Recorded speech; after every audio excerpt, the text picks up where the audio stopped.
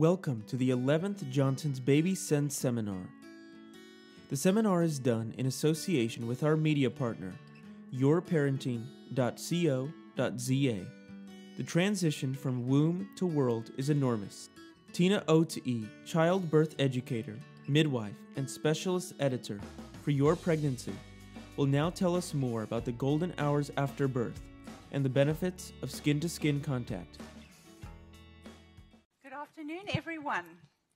As always, it's such a privilege and a pleasure and an honor to be walking some of your journey with you, even though it's only 35 minutes. I certainly hope that some of what I say today is going to resonate with you. I stand here talking to you today as a childbirth educator, as a midwife, but also as a mother. I have two grown daughters, 30 and 28, almost 29 and 31, and gave vaginal birth to them, very far from normal delivery, certainly for the first, and have lived with some of the consequences of my decisions made on fear and made on misinformation and made on not trusting my own mother instinct. And that's what got me into doing what I'm doing today. Just the fact that I was a midwife, I thought I was going to be Mother of the Year and breastfeed my children until they were 55 years old. But that didn't quite work out. So I missed a little bit. How many of you are here because you're pregnant for the first time? The fear of the unknown. How many of you are here because of the fear of the known? Second time or third? Okay, wonderful. It's also lovely. It's to you that I'm just want to say something before I start. Some of what I might say might really rock your boat a bit. It did for me. I've done a lot of research on the subject that I'm going to talk about.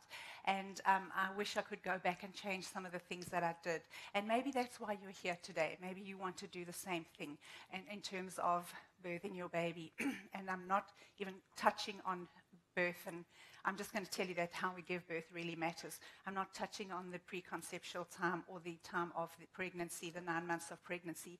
That's another talk all on its own in terms of, influencing who we turn out to be. I am talking to you today just about the moments after birth, the first 60 to 90 minutes. That's what I'm talking about. An opportunity in time that once it's gone, it's gone. It really is only once in a lifetime that you have those moments around your child when they're first born.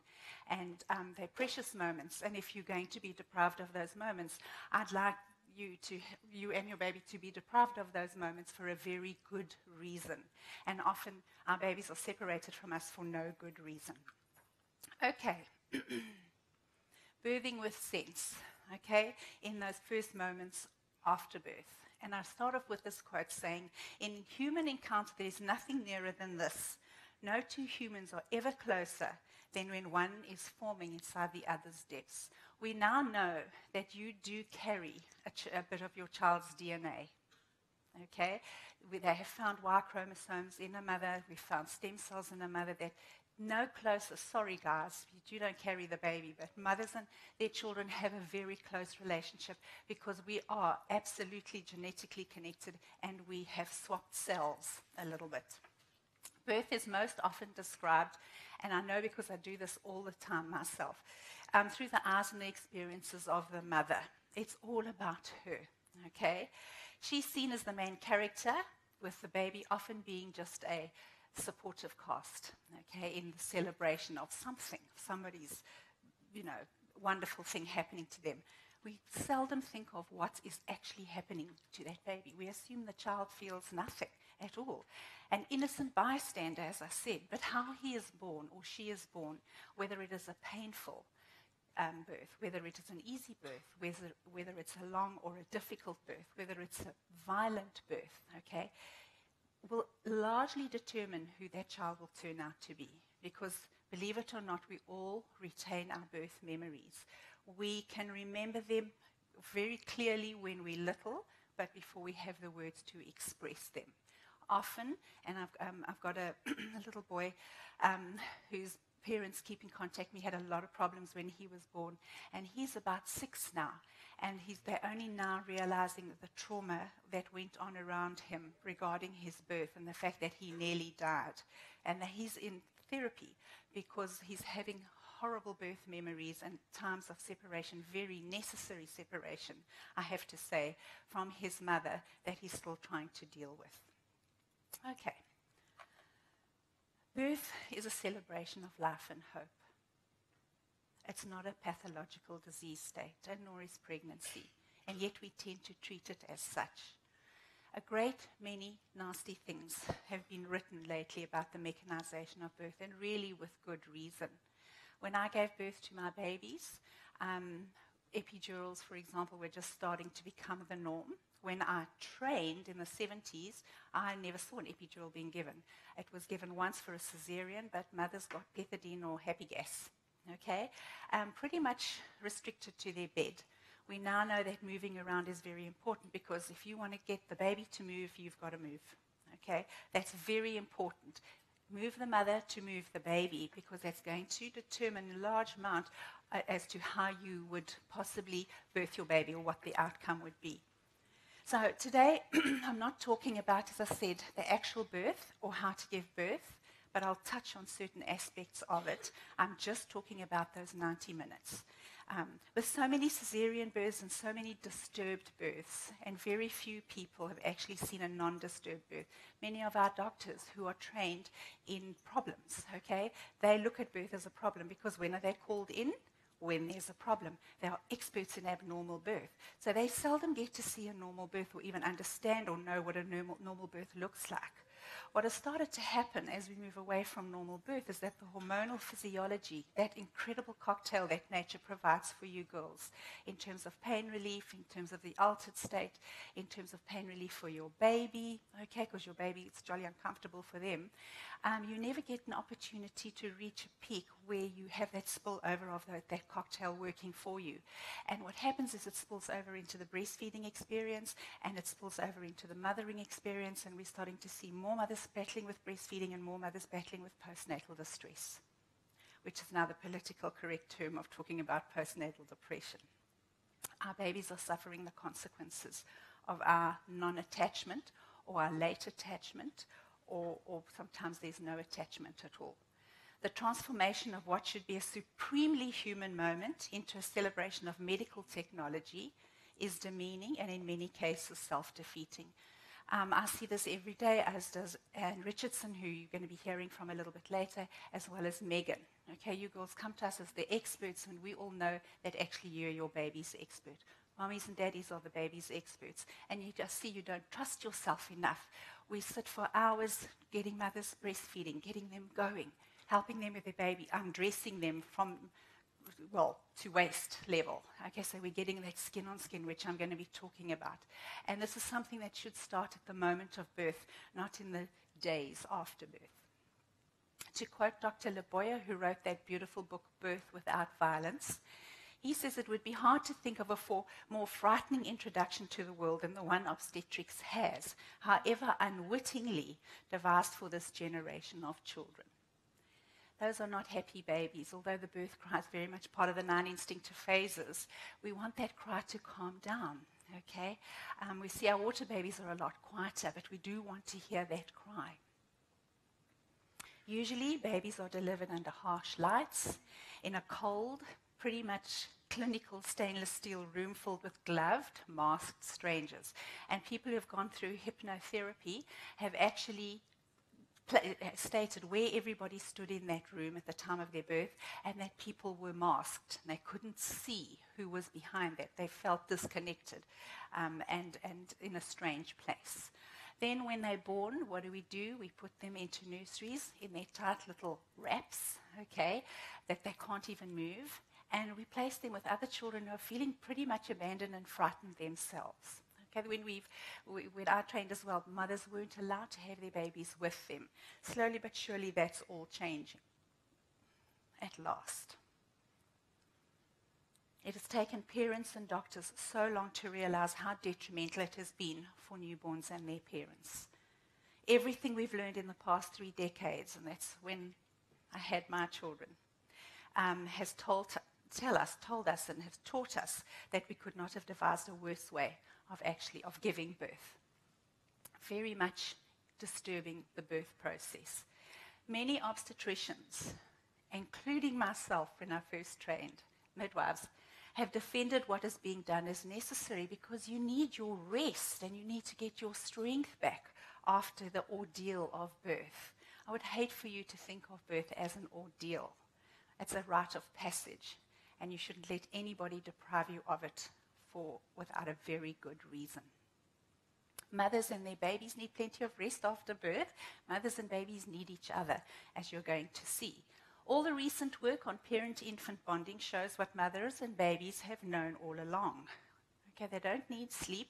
In fact, they don't even need food. You'll see that babies with the skin on skin, they normally only feed 60 to 70 to 90 minutes after birth when they find their own way up to their mother's breast. And they are very strong. And you'll see as we go through it.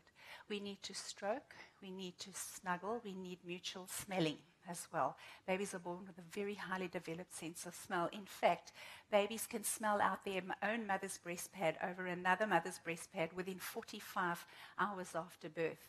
But mothers can do it within 6 hours after birth. You know your baby's more by smell than sight within 6 hours after birth if you've been allowed, okay, to have that contact with your baby. Hundreds and hundreds of studies have demonstrated this over the last several years. Dr. Michel Audin, who's just been in the country, he's a French obstetrician. He runs the Primal Health Research Center in Paris and in London. I've been very lucky to visit him in his London office, and I'm very excited that he came to South Africa. And I think 2 obstetricians, out of all the invites, 2 obstetricians went to listen to him, and the rest were midwives and doulas.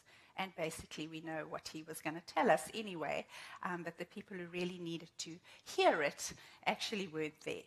And he says, how we learn to love starts at the breast a few seconds after birth and may hold a clue to the cause of violence in our society. How we learn to love and where we learn to love is here.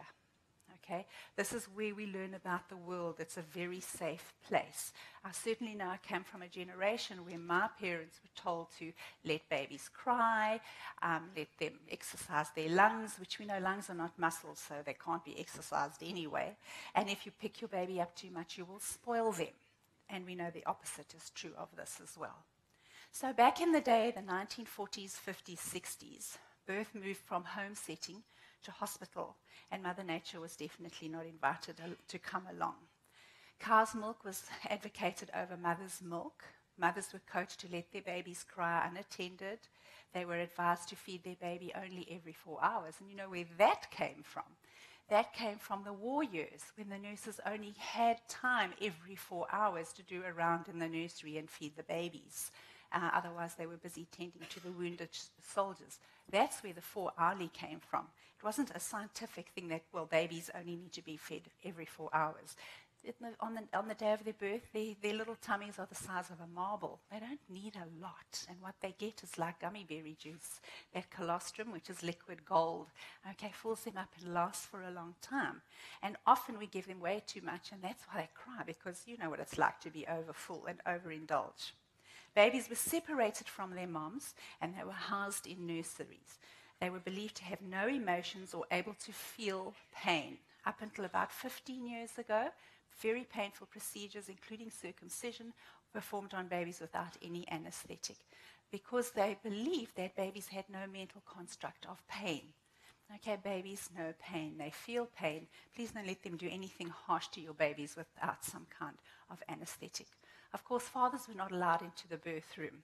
The very first delivery I ever watched, the father had been allowed, and he'd just about gone to the Minister of Health to get permission to be there. He was a big Afrikaans guy, and nobody was keeping him out of that birth room. He was there when the baby was ordered, and he was going to be there when the baby was delivered. That's how he felt. And it was wonderful because I got to see, he was Afrikaans, his wife was British, and I got to see that whole family unit come together. And he wasn't in the father's smoky room at the end of the passage. He actually got to see everything, and I'm sure there's a great closeness. That was in 1976, so it could have been one of you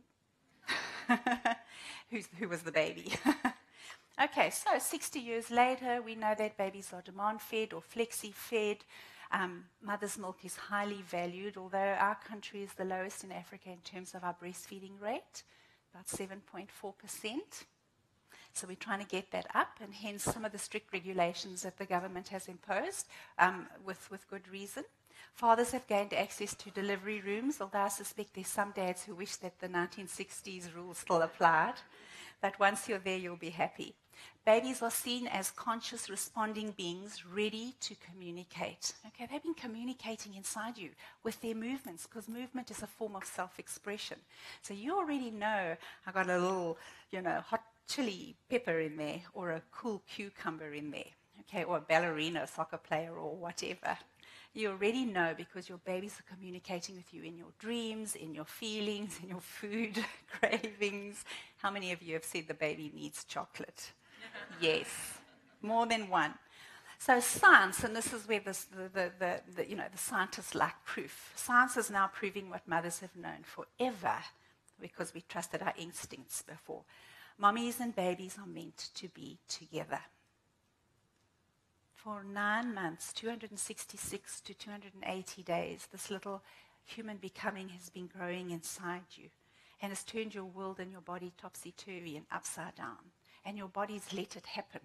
If anything else grew in your body that fast, we'd try and kill it, or it would kill us. But your body says, come in quickly. In fact, I'll just look over there. I'll shut down the immune system here. Come sneak in fast. Okay, and then it moves the furniture around to accommodate this baby. How many of you are sitting here today with your lungs in your armpits? Okay, you can be wondering why you can't breathe. We still have a long way to go. As I say, it's like turning the Titanic. Okay, just getting people to change their minds about things. So let's think about this. At the moment of birth, that newborn baby comes out of you onto the planet Earth, has to deal with gravity for the very first time. It's got to hold its head up. You've all heard about tummy time. We have gravity. We need babies with strong necks and strong backs from the minute they're born. We want them on our chest, the first moment of tummy time that they're going to have. It's freezing for them. It's very cold. It's about nearly close to 40 degrees in the middle of your body. Okay, you know that because you're dissipating heat for 2. Very bright lights. Okay, their sense of vision only fully develops close to 8 years of age. Okay, so the lights are blinding to them, and instinctively what you'll do is you will protect those little eyes from the bright lights. Excepting the flashes of the cameras are also going all over the show. There's a hang of a lot of noise because babies have been protected. They've been buffered. There's lots of noise. Pretty rough handling and rough contact in many instances. Not in all of them, but in many instances. And then the big one, the separation from the matrix, from the mothership. I have no clue where I am. I'm in a strange land. I don't speak the language. I don't understand the road signs. And this thing that's familiar to me, I can't find you. I'm completely disconnected. So for the first time, they're starting to feel fear. But perhaps it's not the first time. Okay? We know that babies pick up on your feelings and the chemicals that you release. So their response to fear in the womb is mostly physiological and not emotional. The emotions come later. Okay. Friedrich Leboyer again, it is through our hands that we speak to the child and that we communicate. Okay, and I think Johnson & Johnson are very much part of this whole thing, and their slogan and their saying for this particular conference and in general, that when babies are born, they need to be protected and they need to be loved. And it starts at the moment of birth, if not before. Okay, massaging and touching your baby and talking to your baby. Okay, very, very important. Touch is primitive sight for a baby. And we need gentle, inquisitive touching and holding. It's very important for both the mom and the baby. And what we've seen is that when a baby is born, especially when the mother doesn't know the gender of the baby, it's the last thing she looks at. She's looking at the little hands, she's looking at the eyes because the pupils are so dilated. And you know when something's got, like your cat, when they got, look at you and they got big eyes and you're like, oh, it's trying to pick you up and love you. Okay? And this is your baby's way of saying, look at me.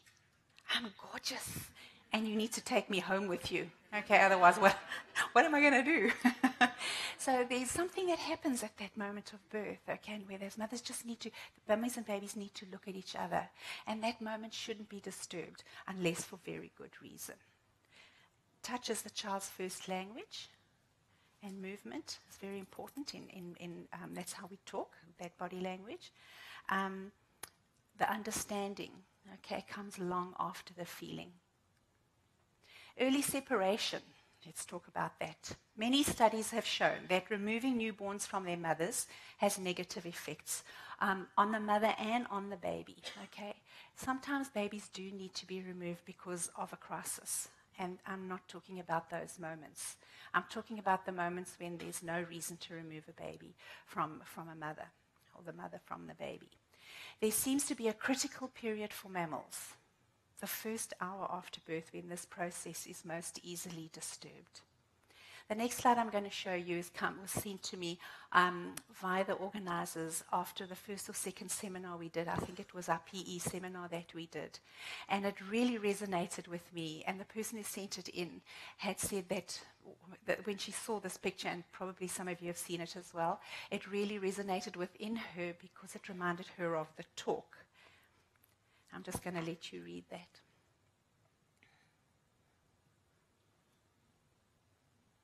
We all need to know where we come from. We all need a sense of belonging. A mother is one who can fill the place of many others, but whose place no one else can fill.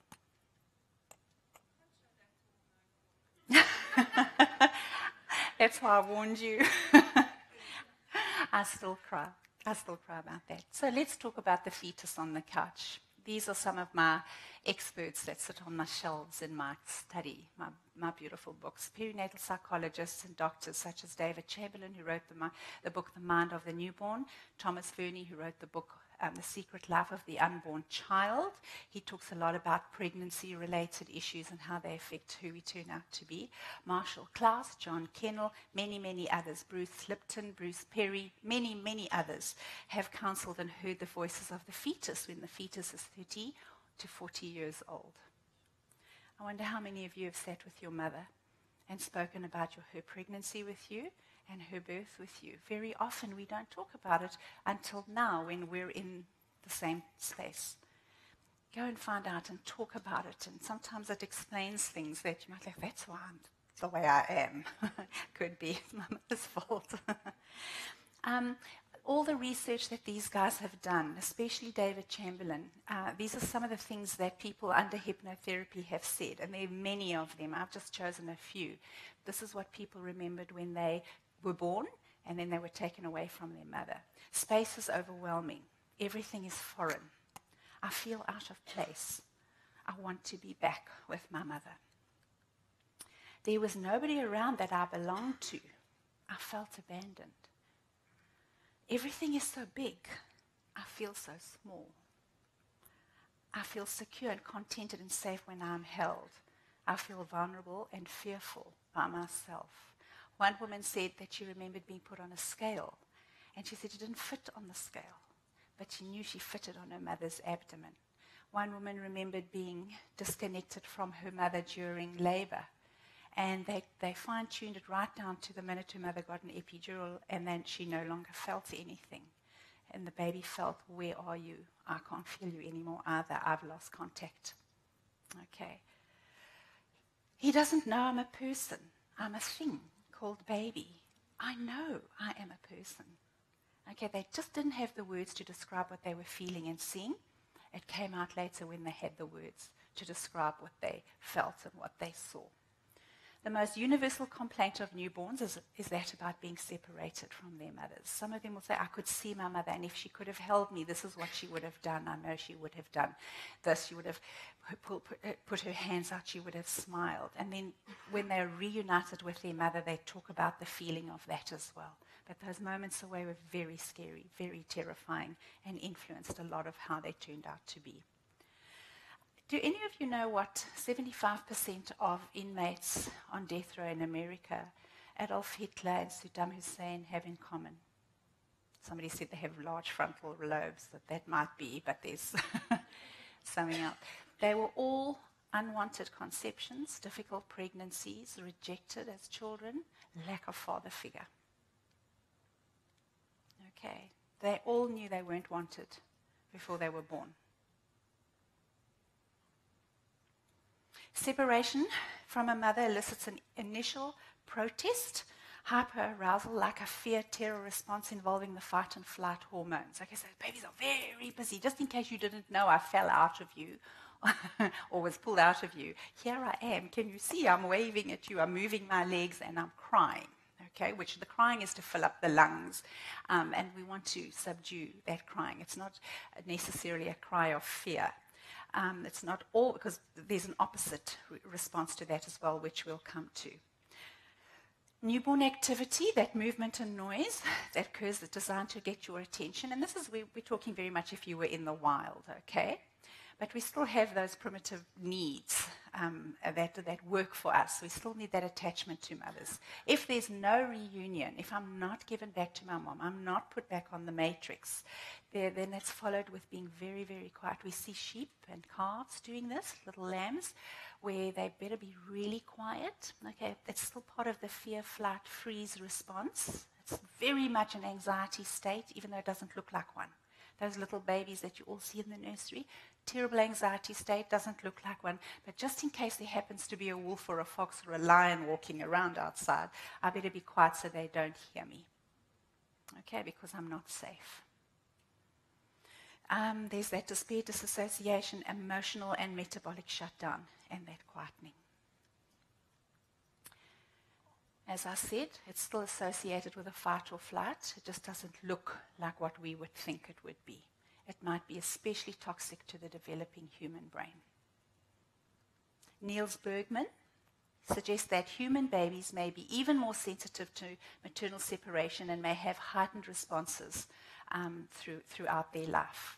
Okay, I have a daughter who's like that. She had a very hard birth with me, very hectic epidural that was for a Caesar, which I never had. She lost contact with me for hours.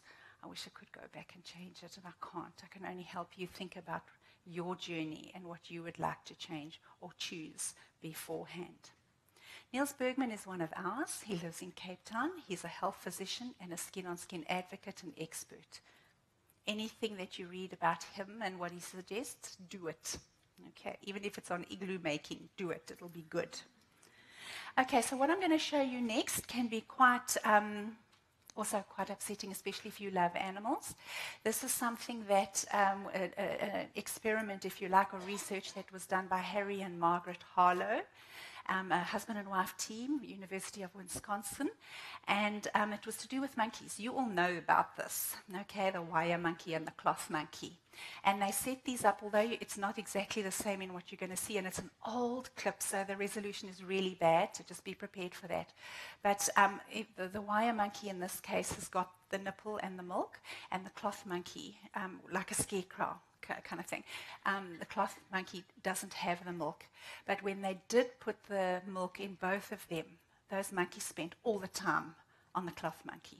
Never went close to the wire monkey. In this one, they went to the wire monkey for food, but as you'll see, they spent most of the time with the cloth monkey. These babies never saw their mother. They were separated at birth, these little monkeys. And when they had put in like little metal marching soldiers into the little cages with these little ones, it's not on here, but they all got a fright and they all ran straight for the cloth monkey. So see what you think.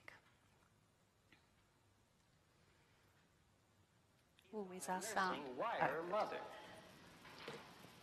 Now here are 106's two mothers. As you can see, it was weaned on a wire mother.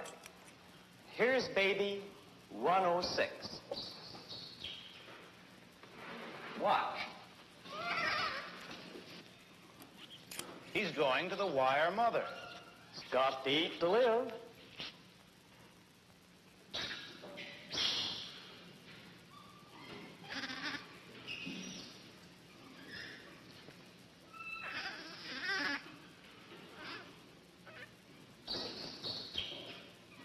Oh, he's going back. He's back on the cloth mother, and he'll stay on the cloth mother. Actually, this baby spends from 17 to 18 hours a day on the cloth mother and less than 1 hour a day on the wire mother. We had predicted that the variable of contact comfort would be a variable of measurable importance, but we were unprepared to find that it completely overwhelmed and overshadowed all other variables, including those of nursing. Frankly, Doctor, if it comes to a choice between wire and cloth, it's reasonable to expect that any child will go to the cloth. It's a matter of creature comfort, like a baby with its blanket. But is this really love? Well, what do you mean by saying that a baby loves its mother? Certainly one thing we mean is that it gets a great feeling of security in the presence of the mother. Now, Mr. Collingwood, wouldn't you say that if you frightened a baby, that it went running to its mother, was comforted, and then all the fear disappeared and was replaced by a complete sense of security, that that baby loved its mother? When a mother or a father holds their newborn baby directly onto their skin, this baby knows instinctively that someone bigger than me is looking out for me. And those of you whose babies, your babies are going to ask for this a lot. Okay? They want to be on you. That's what they know. They're still a fetus for 3 months after the birth. We should have a 4th trimester. Okay, they come out too soon because they have to. Can you imagine being pregnant for actually 21 months? That's what we would have to be pregnant for if our babies could sort of kind of walk next to us like little buck and sheep. And okay. A mother's body or a father's is a natural habitat for a baby. Removing that baby from its natural habitat causes significant physiological and emotional distress. At the time of birth and the moments following, both mother and that baby are using all their senses as the bonding and attaching process starts to occur. There is a need for close intimacy. It is a very intimate moment, and it shouldn't be disturbed. It's incredibly sensual. It's incredibly special. It's beautiful to have the lights dimmed as you meet the stranger that you know very well, actually. We need to hold and touch and look at and talk to that baby, because that baby is willing to engage, and they are very alert. If they've had the hormonal cocktail, they are full of adrenaline. They are very alert, thank you. And they're ready to engage with you. It's hard when they're drugged or you're drugged. Okay, or things are getting in the way that prevent you from holding that baby. The way we do birth today does not lend itself easily to early skin-to-skin contact, and mothers and babies are still being separated for no good reason. We really have to do better. We have the knowledge, we have the understanding. We need to change the attitudes. As I said, it's like turning the Titanic.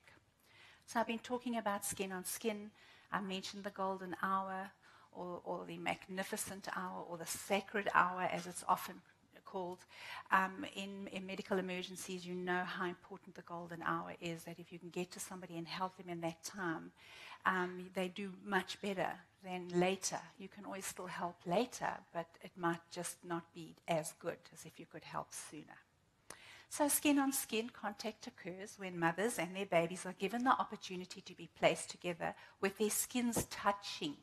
There's no blanket or clothing in between them. Okay, this is after birth and while you're breastfeeding.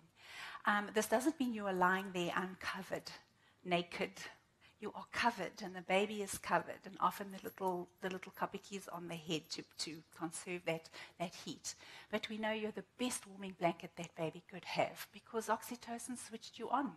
You hot mothers get up to 39 degrees up here. Sorry guys, you can't do the same. Okay, you can try, but you can't do the same because we are built that way. Mac Moms opens up oxytocin, okay? When you don't have the oxytocin working for you, the breastfeeding, you start to struggle a little bit, okay? It doesn't mean all is lost, because we can get you afterwards. In my clinic, the lactation consultant who works with me, she strips you down to your waist in a private little area, and she gets you and baby skin on skin, and what a difference.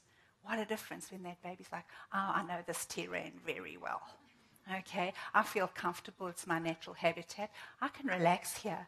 Okay, maybe I will have a snack. Maybe I'll open my mouth a little bit wider. I can look up at mommy and look down, look up at mommy. Okay, when I go in and I'll disturb and I'll say, Linda, you know, there's somebody who wants to see you. That baby looks up at me as if to say, how rude. Don't talk when I'm eating. Okay, don't disturb me, and I can pick it up from those babies. Sometimes I have to go in from another angle so that they don't see me. I'm very respectful and I'm very aware of what's going on with those babies. A mother's body provides the sensations which make her baby feel safe and calm. They don't know how to make themselves feel safe and calm, but they know you do. And that's why they ask for it as much as they do. And it's okay. I wish somebody had told me that.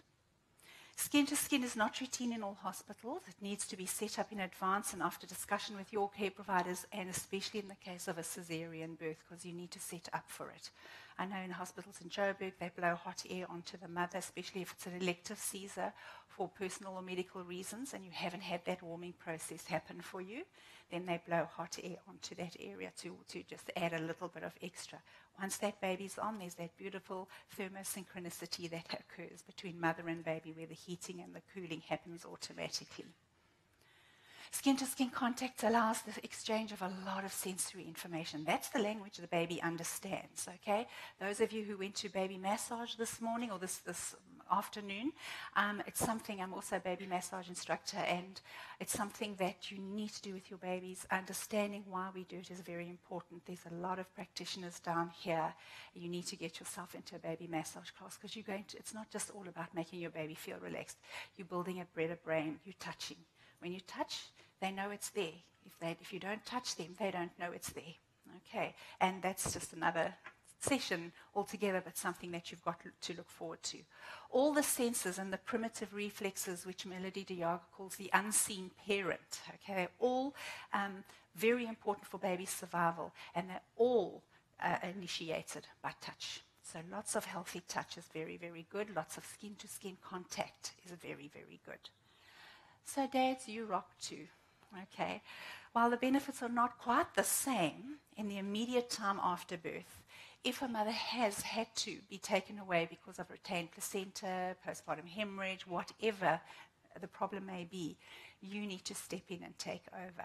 I've had a case where a little girl knew that her father had held her, and she was very angry at her mother as to where did you go, and her mother had to sit down and explain. She had lots of separation issues from her mother, and she had to sit and explain what happened. She had a postpartum hemorrhage, I beg your pardon, she had a retained placenta, and she had to, she wasn't okay, and she had to sit down and tell her little girl who was 3, I wasn't okay, they had to fix me up, but while I was gone, your dad held you, and he was watching over you until I got back.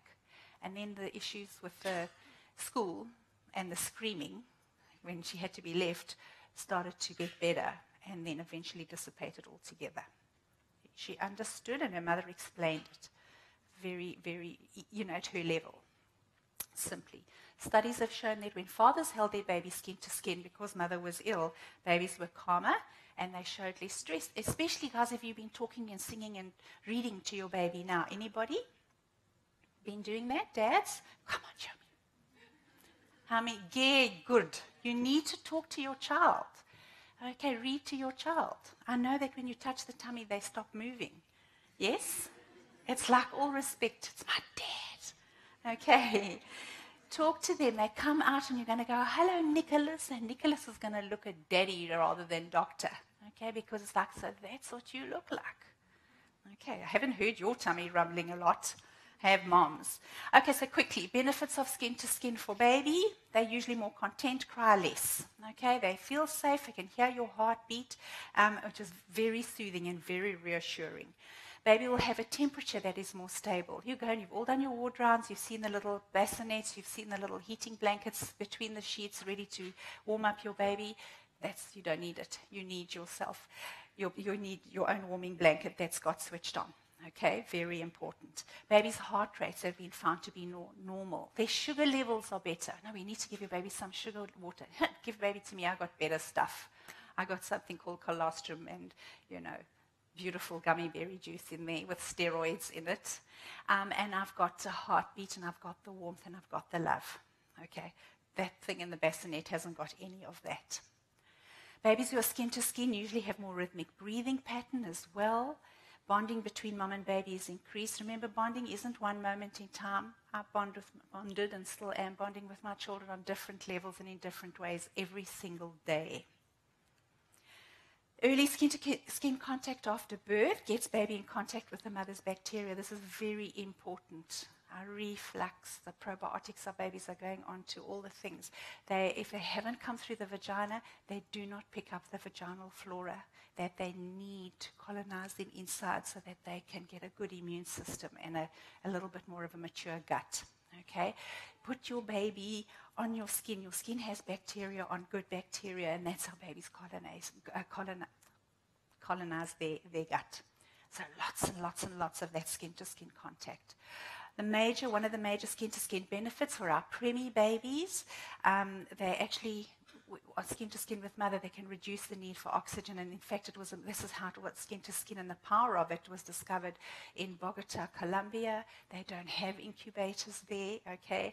And babies were dying, and they gave the babies to the mother and said, just hold your baby until your baby dies, because there's nothing we can do. They're too small, and the babies didn't die.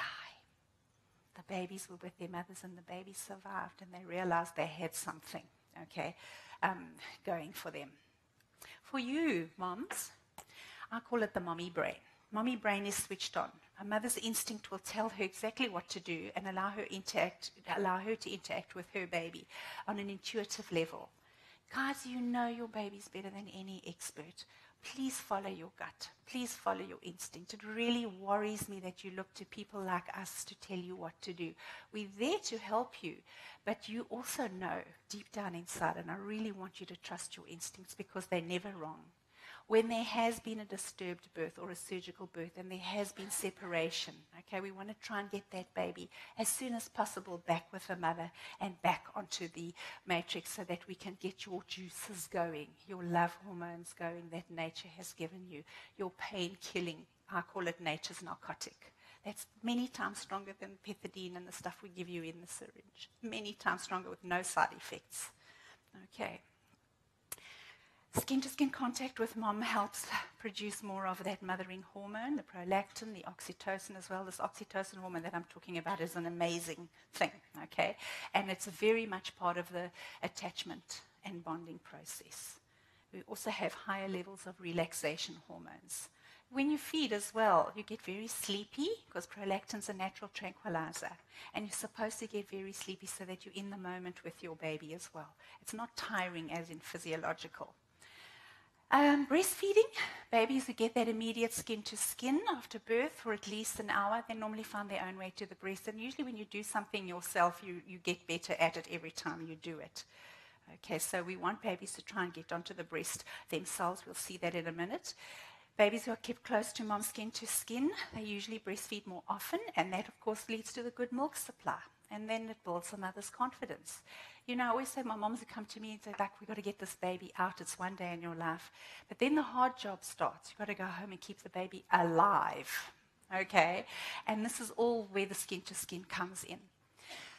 Okay, so bonding is not limited to one specific time when all the benefits are gained or lost. Like, oh, damn it, I missed it, okay?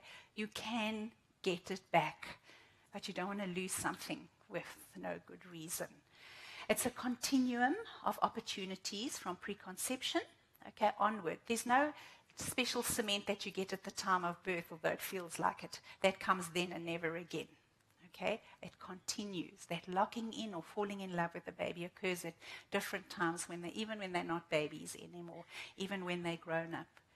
We talk about a magic in the air. Birth observations correctly note that there is a magic in the air between a mom and her baby in those minutes and those moments following birth. It's a very special time. And if you're an observer and you're in the back, okay, where they have a lot of places where they have midwives, they just observe and they just sit there and they knit. That's all they do. And the family is not even aware of her. And watch that family come together and form in a very beautiful way. There's something very beautiful about that because there's pheromones in that room. Okay, so to end off, we quickly describe the 9 instinctive phases that all babies will do given the opportunity, but for the birth cry, they will repeat it if it gets disturbed. Okay, obviously they only can do the birth cry once, but the others that I'm going to take you through, they can do. They can start again later, and then it will go into the sequence again. And this happens with skin-on-skin contact. This happens with an undisturbed birth if it's going to happen immediately. And these movements and these phases they go through are innate and instinctive for that little baby.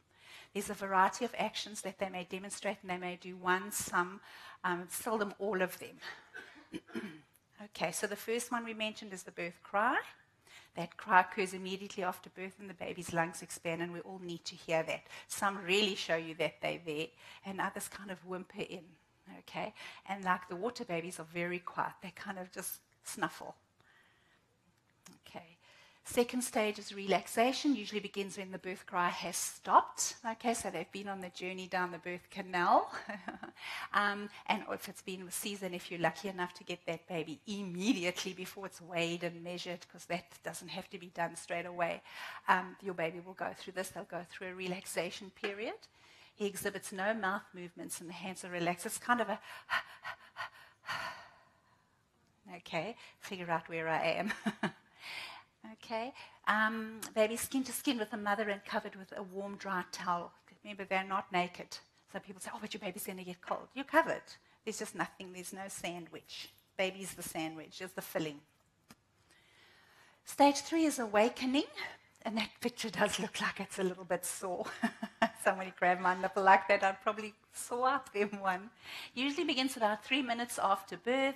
The newborn exhibits small thrusts of movements in the heads and the shoulders. Okay, it's the first little time they start moving the head. In this awakening stage, that newborn may exhibit head movements, open his eyes, show some mouth activity, might move his shoulders. If he opens his eyes and there are bright lights, he's going to shut them. And that's where you might ask in a theatre, can you move the lights away? Can you dim them slightly? Hard to do in a theatre when they're busy sewing you up, but they can make a little papoose where you can use, material or the blanket to cover and protect your baby's eyes. The fourth stage is very busy, okay, activity. About 8 minutes after birth, makes increased mouthing and sucking movements, and the rooting reflex becomes more obvious. He can keep his eyes open, look at the breast, salivate, they actually drool, okay, to the point of dampening mother's skin as well. And he's feeling his way. Hands and mouth are on the same loop in the brain. I think us women, we never lose that loop. Have you ever watched yourself put mascara on? We never lose that, okay? That's to do with how we express ourselves. They might root by moving his mouth from side to side. They roll their heads like this, and they kind of look like they're heading there, and then next thing they're not, they're back on this breast again, okay? And they're looking at it like Mount Everest there. More, move his hand to his mouth, move his hand to mom's breast, back to his mouth. He's kind of figuring it out. He's exploring his terrain. Protrude the tongue, look at mom, massage the breast. You've seen little kittens do it, okay? Then they pummel and they get the milk to come down. Exhibit high rooting. That includes lifting the head, okay? For a baby who's never experienced gravity, it's amazing. Amazing. You just want to eat them up. They're so clever. Then they rest again. It's very hard. Okay, at any point, baby can rest. You may have periods of resting between periods of activity throughout the first hour after birth. If you actually had to see the DVD on this, you'd actually see that mother doesn't help the baby in any way. 35 minutes after birth, crawling, they've got a reflex called a stepping reflex, and they use it to push themselves up. Baby approaches the breast during this stage, short periods of action that help him get up to the nipple. It doesn't need to actually involve crawling this stage. It could be accomplished through leaping, sliding, or some kind of crawling with pushing and rooting. It often, he's looking around. Then they get pretty familiar, okay? 45 minutes after birth, could last for 20 minutes or so. The newborn becomes very acquainted with the mother, licking her nipple, touching and massaging her breast. And this elicits huge emotional response in the mother. He might open his mouth, look at the mother, look at the hand, make lots of sounds, cooing, okay, to get her attention and just to make her love him or her a little bit more. Then we get to the suckling, okay, and they get on the breast all on their own, and how they do that does matter, okay, because we need to have a good latch, and you can see what I call the Tweety bird mouth there. Not a sucking, I'm not going to get on a nipple very well. Get a good vacuum over there. Takes the nipple, self-attaches. The early experience of learning to breastfeed usually begins about an hour after birth. What do? I've done it myself in the wards. We shove this nipple into the baby's mouth where they're 5 seconds old and they're like, oh, okay, what? What is this? If the mother has had analgesia or anesthesia during labor, it might make this time, the skin-to-skin time, a little bit more difficult for that baby. Okay, but it doesn't mean all is lost. And then the last stage is the sleep stage. It's beautiful to see a satisfied mommy and a satisfied baby, and they both fall asleep into a deep, restful sleep. Okay, and that is the best sleep of ever. And I never got to experience that with my baby. My first baby was taken away. She was born at 10 o'clock at night. I saw her for 5 seconds. My husband probably held her more than I did. And then I saw her again at 5 o'clock the next morning. She was very badly bruised. He spent a lot of time in the incubator. She cried and I cried looking at her. They could not do that to me now. Not with what I know. I would demand to have her with me. Except for the birth cry, as I said, all the stages are repeated or will be picked up, and then the sequence will start all over again. So just to end off, I love this little saying. I have it up in my studio. No one will ever know the depth of my love for you. After all, you're the only one that has heard my heart beating from the inside. Birth is not only about making babies, but it's about making mothers. Babies don't come with a manual, girls, but they come with a mother. So you need to be the strong advocate that your babies deserve, because they can't speak for themselves. Trust your instincts. Trust your intuition. Know that you are the best mother for this baby. Okay, don't ever doubt that, and you will. And I wish you luck and much joy for the roller coaster of early mothering, early parenting, and father, and good luck. Thank you. Mothering is our highest calling and hardest work. For the high and lows, Baby Sense is with you on your journey. Thank you for nurturing and touching the future. We would like to thank all our sponsors. Without their support, it would not have been possible.